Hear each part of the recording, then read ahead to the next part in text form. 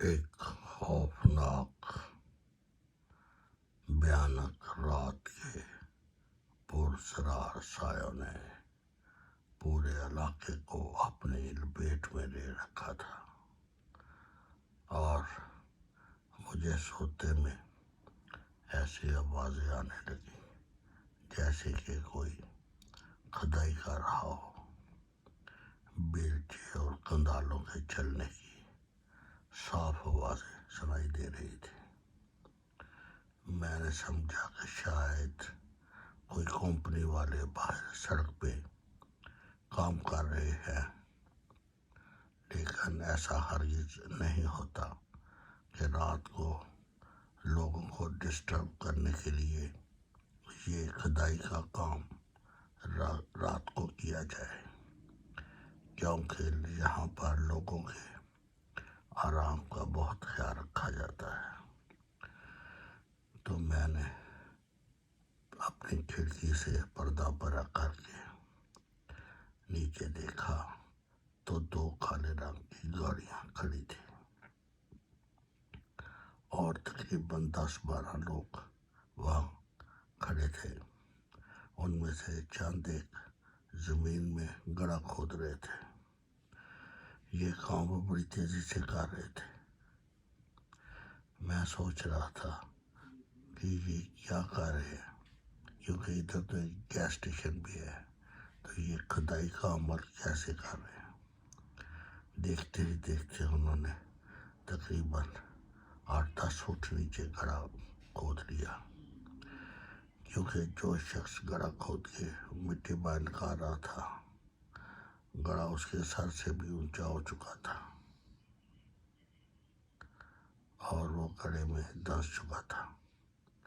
ایک مزے کی بات تھی کہ یہاں پہ ایک شخص جو گزر رہا تھا، وہ گزرا تو میں نے کہا یہ دیکھے گا کہ یہ لوگ کھڑے ہیں، لیکن وہ ایسے سن من تھا وہاں سے گزر گیا جیسے اسے کچھ نظر ہی نہیں آ رہا۔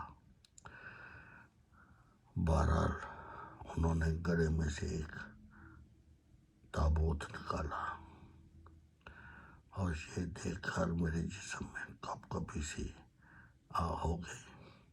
خوف کے مارے میں کچھ نہیں کہہ سکتا، کتنا میں ڈر گیا تھا کہ کسی اپنے دوست کو یا ساتھ جو ہے ہمسایہ ان کو فون کر کے جگا سکوں۔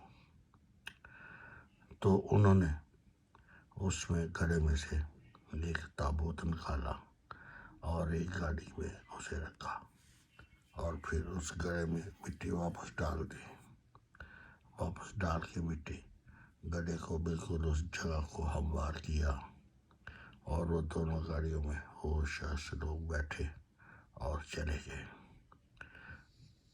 جب وہ گاڑیاں چلی گئیں تو میں نے دیکھا کہ وہاں زمین پہ کوئی کھدائی کا نشان نہیں تھا، نہ ہی وہاں کوئی ٹائروں کے نشان تھے کہ گاڑی ادھر کو آئی تھی یا نہیں۔ شاید یہ کوئی مافوق الفطرت،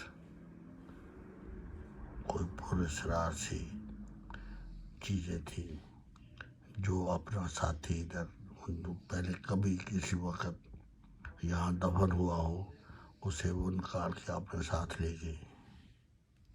کیونکہ یہ جو ڈیولپمنٹ ترقی ہوتی ہے یہ تو بعد میں ہوتی ہے، پہلے تو ہمیں نہیں پتہ کہ ان جگہوں پہ کیا کچھ موجود تھا۔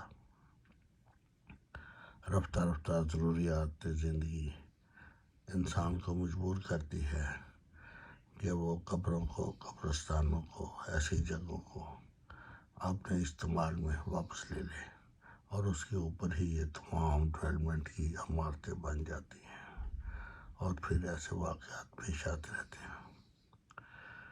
اب سمجھ لیں کہ یہ لوگ کون تھے، کیا تھے، یہ پرسرار سے جو مخلوق ہے یہ ادھر ہی کیوں آتی ہے۔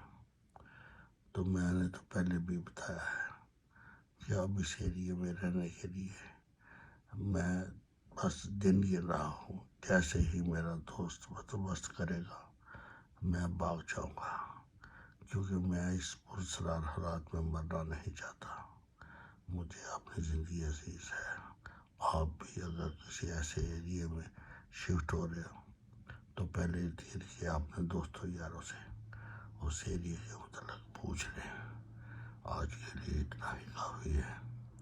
اگر زندگی رہی تو پھر ملیں گے.